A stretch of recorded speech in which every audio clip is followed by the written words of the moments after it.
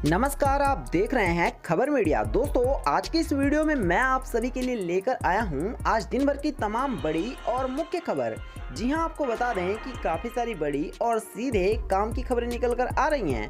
दोस्तों, आप सभी के लिए मैं जो भी खबरें लेकर आता हूं वो सारी खबरें पूरी तरह से सिलेक्टेड होती हैं और हम कई घंटे तक इन खबरों को देखते हैं, उसके बाद आपके सामने लेकर के आते हैं ताकि बेहद ही कम टाइम में आप सभी को काम की खबरें मिल सकें। इसलिए आप सभी हमारी इस वीडियो को शुरू से लेकर के अंत तक बहुत ध्यान से देखना, साथ ही हमारी वीडियो को लाइक करके शेयर करना और चैनल को जरूर सब्सक्राइब करना। तो चलिए बात करेंगे सीधे पहली बड़ी खबर से। यूपी के मेरठ में किसान महापंचायत को संबोधित करेंगे अरविंद केजरीवाल। जी हां, किसानों के चल रहे आंदोलन में अब तमाम राजनीतिक पार्टियों ने अपने लिए समर्थन जुटाने की कवायद शुरू कर दी है। एक तरफ जहां कांग्रेस पार्टी जय जवान जय किसान के नारे के साथ पश्चिमी यूपी में रैली कर रही है, वहीं अब आम आदमी पार्टी के संयोजक व दिल्ली के सीएम अरविंद केजरीवाल भी 28 फरवरी को मेरठ में किसान महापंचायत के नाम पर किसानों को संबोधित करने वाले हैं।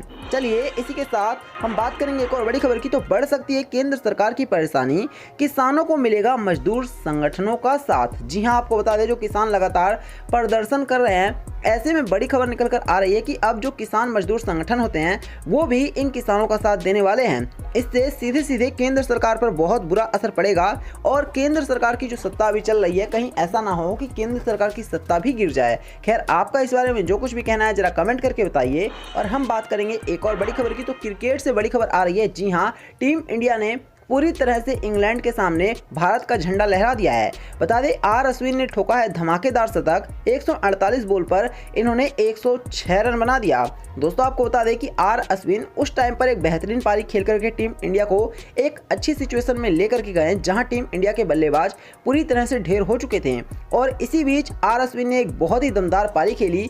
न सिर्फ आर अश्विन बल्ले से आज रन बरसा रहे बल्कि उन्होंने इंग्लैंड के बैट्समैन को भी पूरी तरह से परास्त कर दिया है, जिससे कि हर भारतीय को आज गर्व महसूस हो रहा है। इसी के साथ बात करेंगे हम एक और बड़ी खबर की। तो जी हाँ, अगर आप भी कंपनी में जॉब करते हैं या फिर कहीं पर भी जॉब करते हैं तो इस खबर को ध्यान से सुनिएगा। अप्रैल से बदल सकते हैं आपकी सैलरी से जुड़े नियम, जानिए आपको फायदा होगा या फिर नुकसान।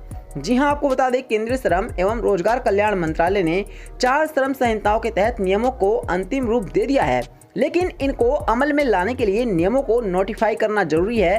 अप्रैल 2021 में सरकार ने इन्हें नोटिफाई कर सकती है। देश के सबसे व्यापक श्रम सुधारों का असर नियोक्ता पर और कर्मचारियों की टेक होम सैलरी पर भी पड़ेगा। इसी के साथ बात करेंगे एक और बड़ी खबर की। तो जी हाँ, एसबीआई की चेतावनी, नौकरी के लिए किए गए ये काम तो होगा बड़ा नुकसान, धोखाधड़ी से बचने के लिए बताया गया है तरीका। दोस्तों, अगर आप भी स्टेट बैंक ऑफ इंडिया के ग्राहक हैं तो बहुत ध्यान से सुनिएगा। देश के सबसे बड़े सरकारी बैंक भारतीय स्टेट बैंक ने नौकरी ढूंढ रहे युवाओं के लिए चेतावनी जारी की है। एसबीआई ने अपनी चेतावनी में कहा है कि नौकरी तलाशने वाले युवाओं के लिए इंटरनेट स्कैमर से भरा हुआ काफी कुछ इंटरनेट पर मौजूद है, इससे बचना चाहिए। बैंक ने फेक जॉब ऑफर से बचने की भी सलाह दी है। बैंक ने ऐसे स्कैमर से बचने के लिए कुछ सुरक्षा उपाय बताए हैं, जिसमें कहा गया है कि आप फटाक से कभी भी किसी भी लिंक पर ना क्लिक करें और साथ ही आप पूरी तरह से श्योर हों तो ही किसी के जॉब का ऑफर एक्सेप्ट करें। इसी के साथ बात करेंगे एक और बड़ी खबर की। तो जी हाँ, कंगना रनावत ने अदालत से कहा मेरे किसी ट्वीट से हिंसा नहीं भड़की।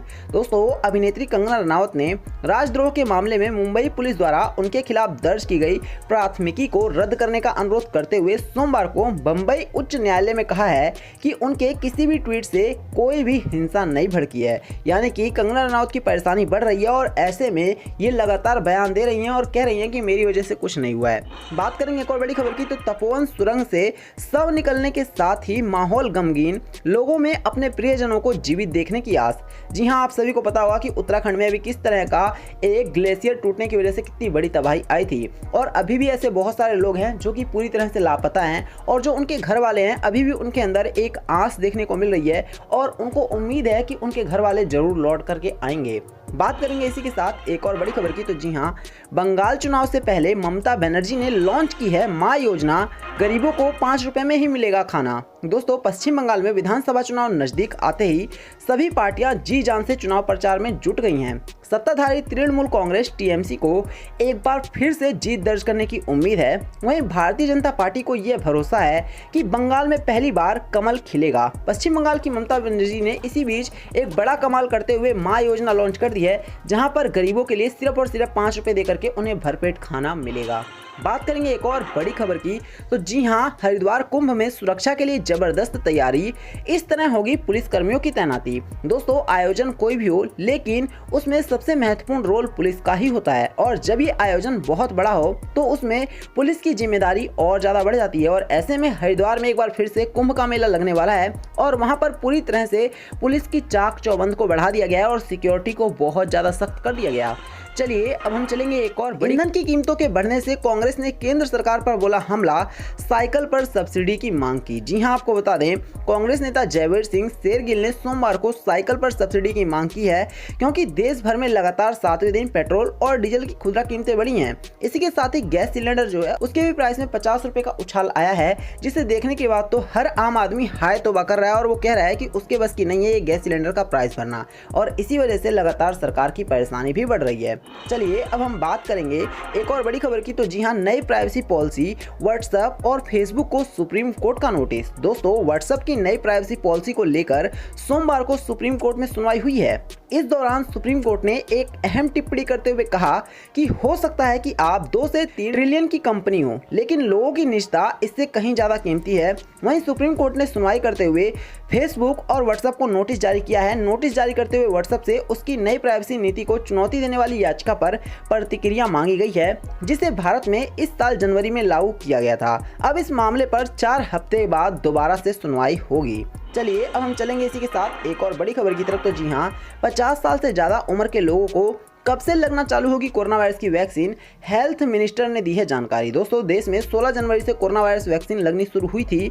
सबसे पहले स्वास्थ्य कर्मियों को टीके लगाए गए थे, लेकिन इसी बीच 50 साल से ज़्यादा उम्र के लोगों को कब वैक्सीन लगेगी, इसके बारे में एक बड़ी जानकारी दी गई है। उन्होंने बताया हेल्थ मिनिस्टर ने कि 80 से 85% फ्रंटलाइन वर्कर्स को टीका लगाया जा चुका है। 20 से 25 देशों को वैक्सीन का लाभ दिया गया है। कम से कम 18 से 20 टीके प्रीक्लिनिकल, क्लिनिकल और एडवांस स्टेज में हैं। तो जैसे ही ये सारे काम खत्म होते हैं तो उसके बाद उन तमाम लोगों को वैक्सीन लगने लग जाएगी जिनकी एज 50+ है। बात करेंगे हम एक और बड़ी खबर की, तो जी हां, BOI और सेंट्रल बैंक समेत ये 4 बैंक भी जल्द होंगे प्राइवेट। जाने क्या है सरकार का प्लान। दोस्तों, केंद्र सरकार जल्द ही 4 और बैंकों का निजीकरण कर सकती है। लाइव मिनट की खबर के मुताबिक सरकार ने निजीकरण के अगले चरण के लिए 4 मिड साइज राज्य संचालित बैंकों का चयन किया है, जिनका प्राइवेटाइजेशन जल्द ही शुरू होगा। सूत्रों के मुताबिक इस लिस्ट में bank of Maharashtra, bank of India, Indian overseas bank और सेंट्रल बैंक ऑफ इंडिया का नाम शामिल है।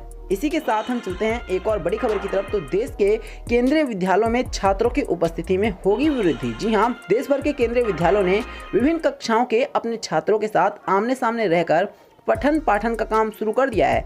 गृह मंत्रालय और राज्य सरकार द्वारा जारी दिशा निर्देशों के अनुरूप केंद्रीय विद्यालयों को अक्टूबर चरणबद्ध तरीके से खोला जा रहा है, लेकिन अभी भी जो स्कूल बंद पड़ रहे हैं उनको भी खोलने की कवायद शुरू हो गई है।